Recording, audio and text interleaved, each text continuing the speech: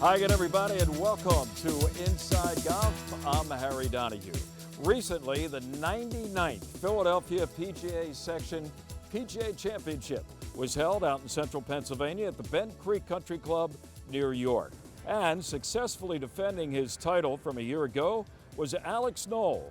We'll talk to Alex, and we'll also talk to several other area pros who will be heading south to Florida in April and competing in the PGA Pro Championship.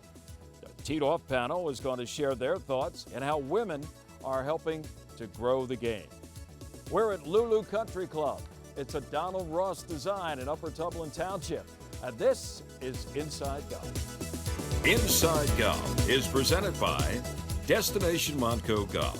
54 courses, 300,000 yards. Check them out at montcogolf.com. By the First Tee of Philadelphia. The First Tee helps young men and women become better golfers, but most important, better people. Get involved. Visit thefirsttphiladelphia.org. By the Golf Association of Philadelphia, GAP, celebrating amateur golf since 1897.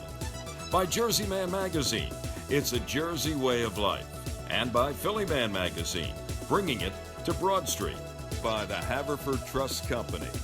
Quality is in our DNA. And by Inside Golf's partner since 1998, the Philadelphia Section PGA. Experts in the game and business of golf. Take time to thank your local PGA golf professional.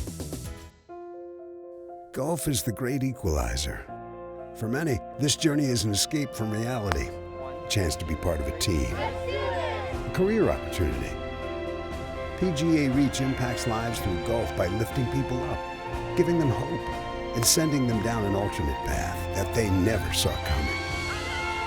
With PGA Reach Philadelphia, as in life and in golf, the most important shot you take is the next one.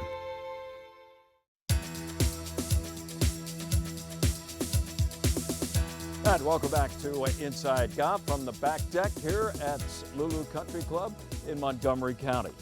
Recently, the Philadelphia Section PGA Pro Championship was held at Bent Creek in Lancaster County. And the winner for a second straight year, going wire to wire, was Alex Noll. Alex out of Glenbrook Golf Club in Stroudsburg. And Alex now is going to lead 11 section pros to the 54th PGA Pro Championship at the PGA Golf Club down in Port St. Lucie, Florida. That's going to be in April. We had a chance to speak to some of the guys who will be headed down to Port St. Lucie and what are their expectations getting ready for this national event. From French Creek, it's Andrew Turner. And, you know, this is hard to believe because this guy won the biggest event in the section 3 years ago, the Haverford at the Sunnybrook. And, you know, now the section, this is only your third time playing, and now you're going down to the Club Pro Championship. How's that feel? It's exciting. Really excited to get down there, and it was nice to put together, you know, a good week this week, all 3 rounds under par, and I'm just really looking forward to going down and thankful that it's not this year where it gets canceled. So. Tied for third. What's it mean for you? I mean, you know, you're balancing a few things. You're talking about one of your daughters is going to celebrate her first birthday pretty soon. I have another daughter. You're a head pro, and you know, trying to compete out here against the best in this section. It means a lot. You know, it's tough to juggle all that stuff. It's tough to get the time in to practice and work on your game. But I'm really fortunate. My wife's really supportive of me playing, so we kind of make a schedule and set aside some time to practice and play. You know, between that and then get home and take care of the kids and this and that, it feels really good to play an event and just play well enough to be in this position. Well, all the members at French Creek will be tuned in at that Club Pro Championship in April, taking a look and seeing how you're doing down there in Port St. Lucie. Congratulations, and we look forward to it. Thanks, Harry. Appreciate it. Rich Dimetz, head pro at Spring Ford, 3-time winner of this event. Rich, didn't happen, but still competitive, and you finished in the top 10. Yeah, I mean, good enough today. I mean, I played well the first 2 days, kind of the first 2 rounds, they got progressively better. The back nine was better both days, and then today I was 1 under in the front. I'm like, all right, here we go. I had a good decent front nine, and let's see what happens in the back nine. I start off okay, and then I get to 12, make a bad par, and then I go 4 straight bogeys after that. And then I get to 18T, hit it out of bounds. So I'm like, here we go. And so luckily I was able to make a really good bogey and kind of salvage it and get the job done just to stay on the Club Pro. So. Yeah, absolutely. And that's another event. You were multiple winner of the sectional championship I mentioned 3 times. Now you're going back to the Club Pro Championship. What is it, next April, I think, in Port St. Lucie. It is, yeah. Yep. And this will be like trip number 14 or 15. I mean, you got your own travel agency to get down. I don't know the exact number, but it's, yeah. I've been fortunate enough to make it a bunch of times, and so I've some good experience, although you wouldn't know it today the way I choked coming into the stretch here. But it was an experience. But I've played those courses down there, so I'm looking forward to heading down there. So they're really good courses, and haven't been down there in a couple of years, so looking forward to it. They'll look forward to having you back. Well, look, forget about the choke stuff. I mean, let's face it, you finished in red figures for 3 days against your best peers.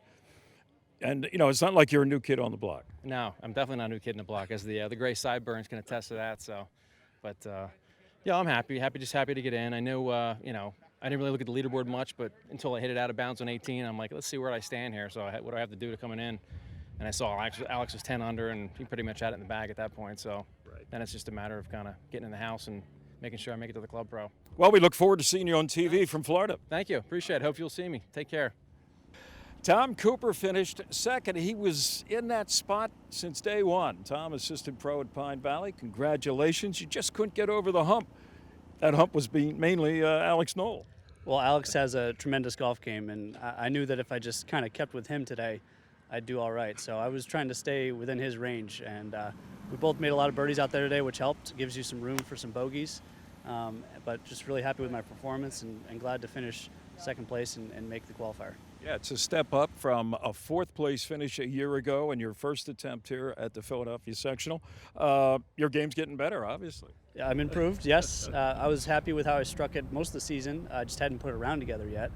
And the putter was working this week, so that was nice. Some putts were dropping and still hitting the ball well, so I was able to score well. So you'll be going down to Port St. Lucie for the Club Pro Championship, and that's in April. But you also spend winters in Florida anyhow, right? Where's that at? I do. I'll be spending my 5th season now at Pine Tree Golf Club in Boynton Beach.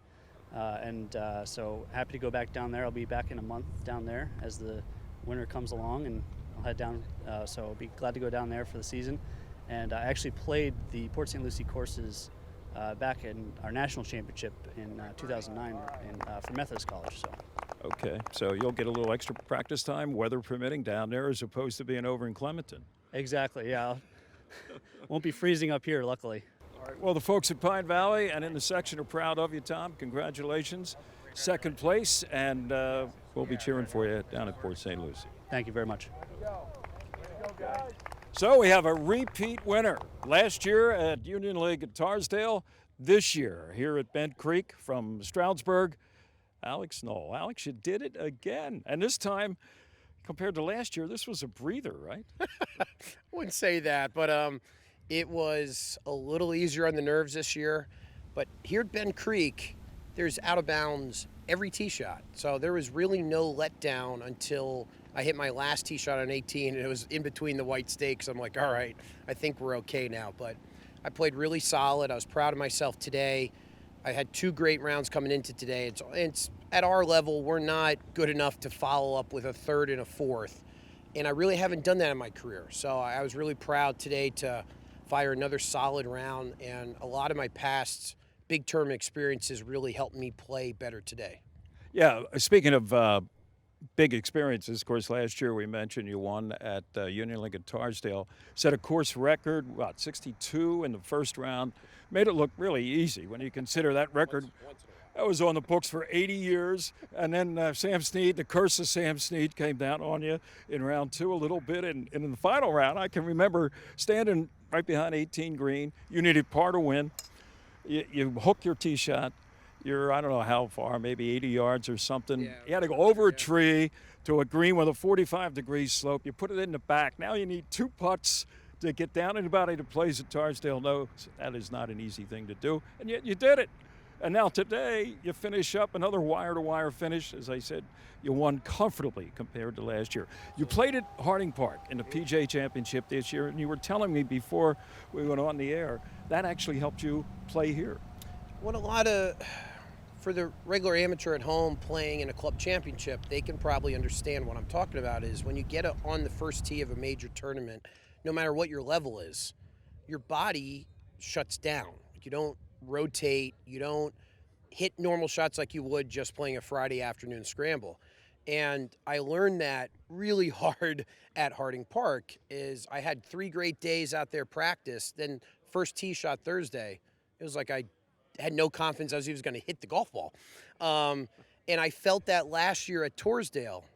So I tried to remember to myself today, really going back to those 2 events saying, all right, make sure you're rotating, make sure your body's still moving, and remember that this is what happens under the pressure. And I'm slowly starting to get better under pressure. And today was a nice step in the right direction. Yeah, and you finished strong because you bogeyed 16. You go to the short, drivable, par 4 17th. You got water, you got bunkers. The 2 fellows you were playing with actually laid up with irons. And I'm looking at you on the tee, and you grabbed the big stick. Well, for me, driver is my best club. And if I can put driver in my hand, I'm going to. Even though there was a lot of trouble, I thought driver would clear 90% of it, and I was just trying to go par to finish. So I thought percentage-wise, if I can hit driver, even if it goes way offline, it's going to avoid more of the trouble if I were to hit a bad iron. So I went with it and hit a really great shot right at the flag, ended up making birdie, and that was probably my best swing of the day. Yeah, it sure paid off for you. You know, a lot of people may not know this, but he wears a lot of hats, does Alex Noll. In addition now to being a repeat winner in the sectional championship, he's a school teacher. In fact, now with hybrid classes and virtual, what were you doing part-time this week?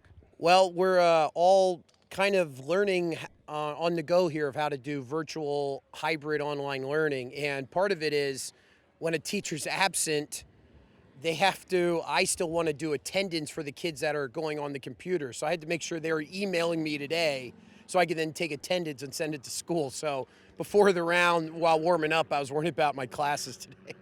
A man of many talents, and the least of which is playing golf. The trophy speaks for itself. What are you going to do for an encore? As I told you last year, the main goal of these 3 days is to make the National Club Pro. Now playing the PGA one time and just getting that feeling for that week was beyond unbelievable. I really want to experience that again. And the only way for me, other than maybe a U.S. Open qualifying, is make the National Club Pro and go through that route. And I made that today, and even if I wouldn't have won today, I would have been satisfied with making the top 11. So we get to late April next year and give it another shot to get back to the 2021 PGA. Boy, that would be a great story. And next year's sectional will be a chance at a three-peat. I'm just going to enjoy this two-peat. I'll be all right with that one. All right, Alex, $9,500 comes in handy anytime. Congratulations. From Glenbrook, Alex Noll, repeat winner of the sectional championship of the Philadelphia section of the PGA of America. Well done. Thank you very much. And before we wrap up our segment on that recent PGA championship out at Bent Creek, we got to give you a look at one of the spectacular shots, actually putts, of the tournament. Rusty Harbaugh at number 16. Look at this bomb. Wow. Certainly it helped him qualify for that trip to Port St. Lucie. Stay with us. Coming up next on Inside Golf, we'll talk about the two LPGA events, including the Women's PGA Championship that were held in the area. You know, women golfers are the fastest segment that's growing the game. Did you follow those two events? One was down at the shore, and the other one at another Donald Ross Classic, Aronimink. We'll be back to take a look at those events next on Inside Golf. But still, I mean, it's a long course in general, and they were playing it long, and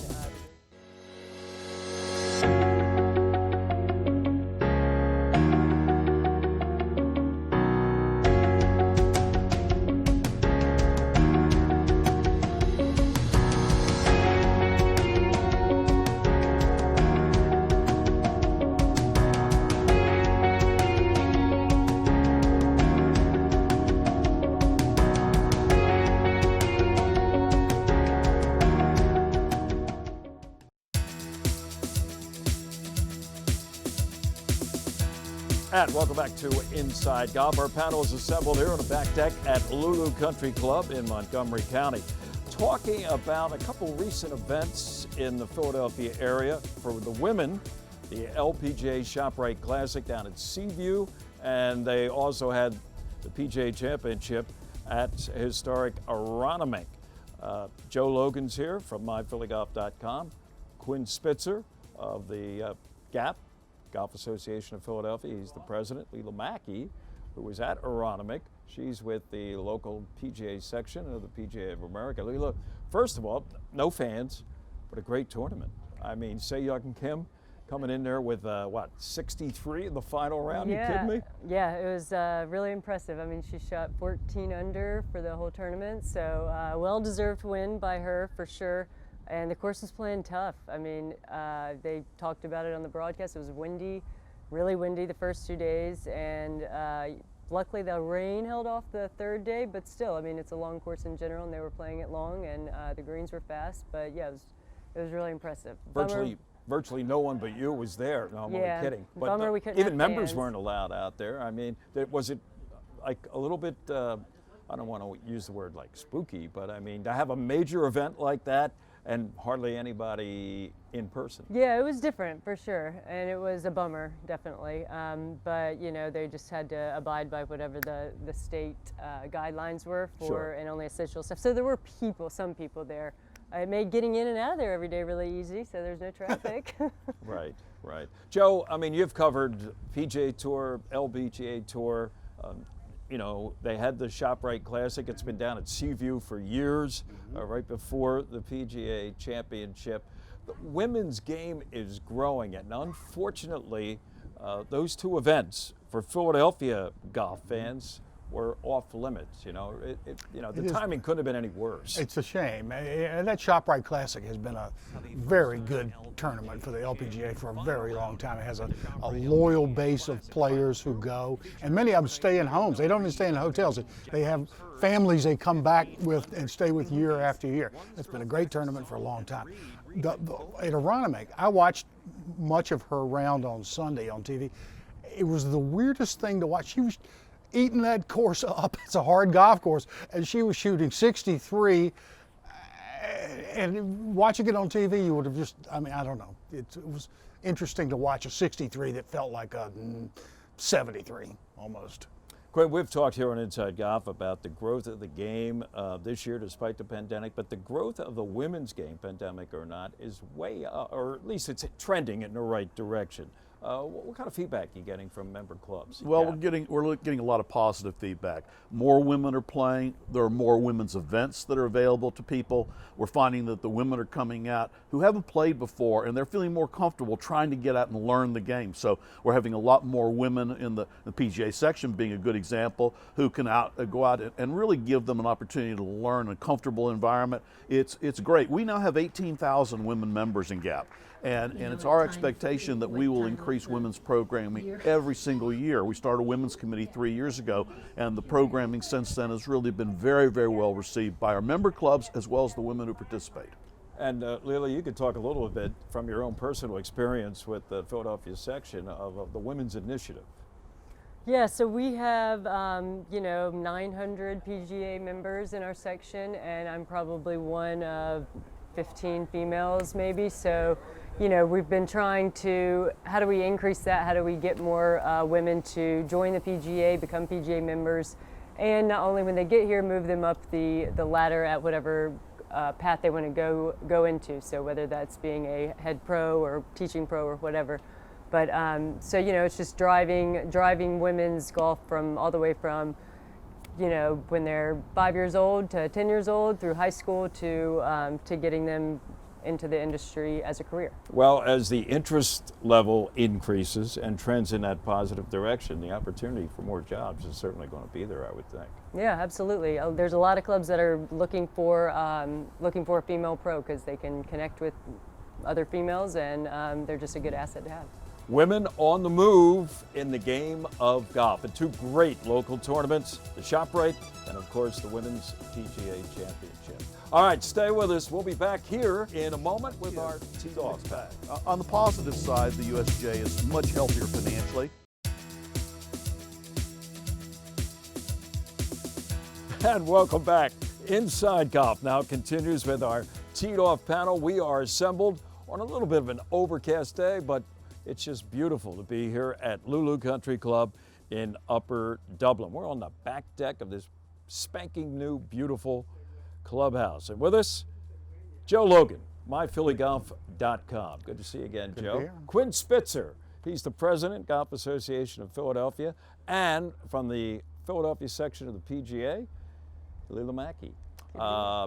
Quinn, I'll ask you, since you're involved mostly in amateur events, Mike Davis, who's been a fixture with the USGA, and you can give the full disclosure of the Spitzer family's relationship with the USGA in just a moment.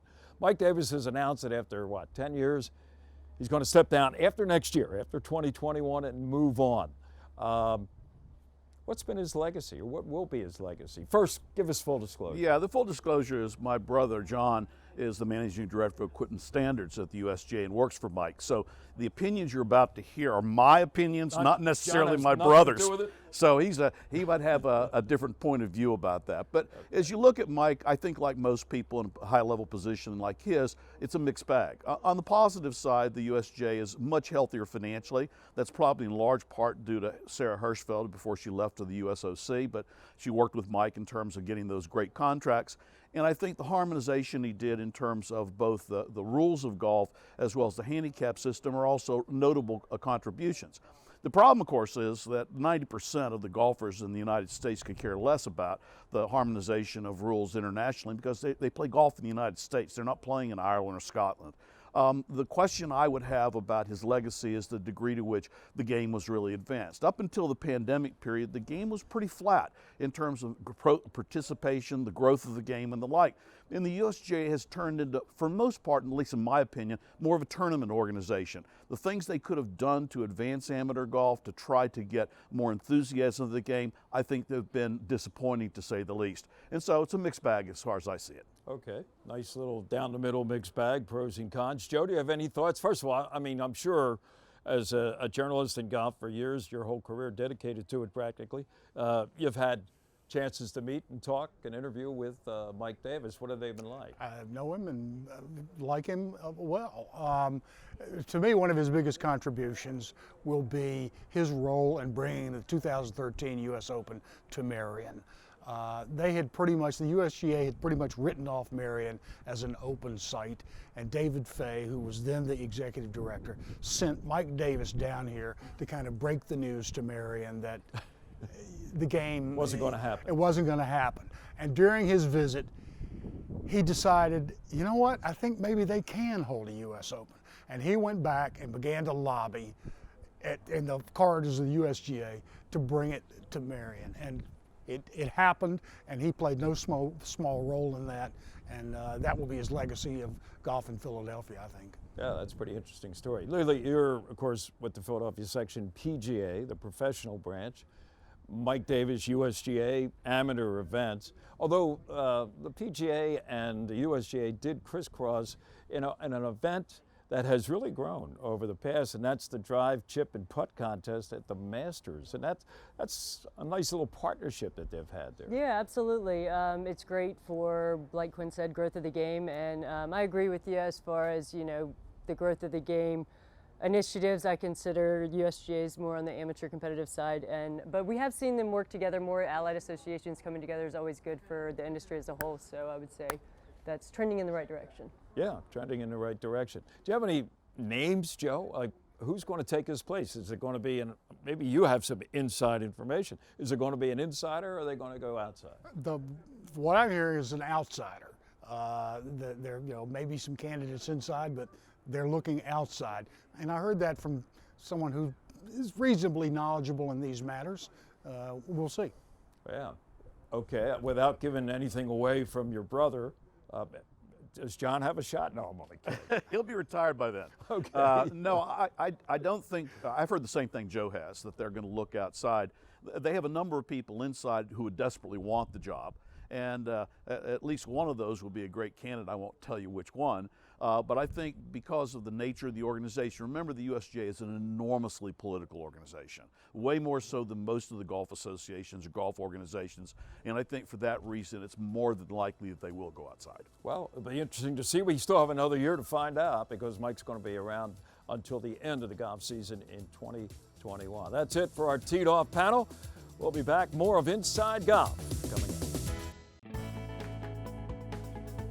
Students in our program learn a lot about leadership and how to become a leader. We have good cause. We've got great kids and people. It teaches young people not only golf, but the life lessons that golf teaches us. I've been a better person throughout my career in golf. We're teaching kids how to be better kids, how to be better people, and to build better communities. Respect, honesty, courtesy, integrity, judgment. Not only does it give kids a jump start on the game of golf, but maybe a little bit of a jump start on the game of life.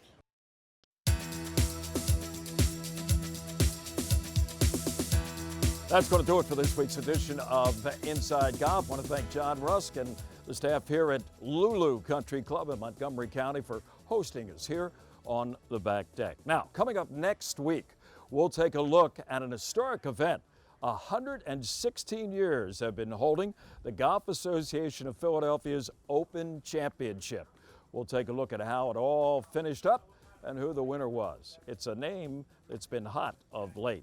Also, we'll have a look at the final of the Gap Mid-Am Championship. I'm Harry Donahue. Remember, no matter how bad it's going for you out there, don't pick up, and we'll see you next time right here on Inside Golf. Inside Golf is presented by Destination Montco Golf. 54 courses, 300,000 yards. Check them out at montcogolf.com. By the First Tee of Philadelphia. The First Tee helps young men and women become better golfers, but most important, better people. Get involved. Visit thefirstteephiladelphia.org. By the Golf Association of Philadelphia. GAP, celebrating amateur golf since 1897. By Jersey Man Magazine. It's a Jersey way of life. And by Philly Man Magazine, bringing it to Broad Street. By the Haverford Trust Company. Quality is in our DNA. And by Inside Golf's partner since 1998, the Philadelphia Section PGA, experts in the game and business of golf. Take time to thank your local PGA golf professional.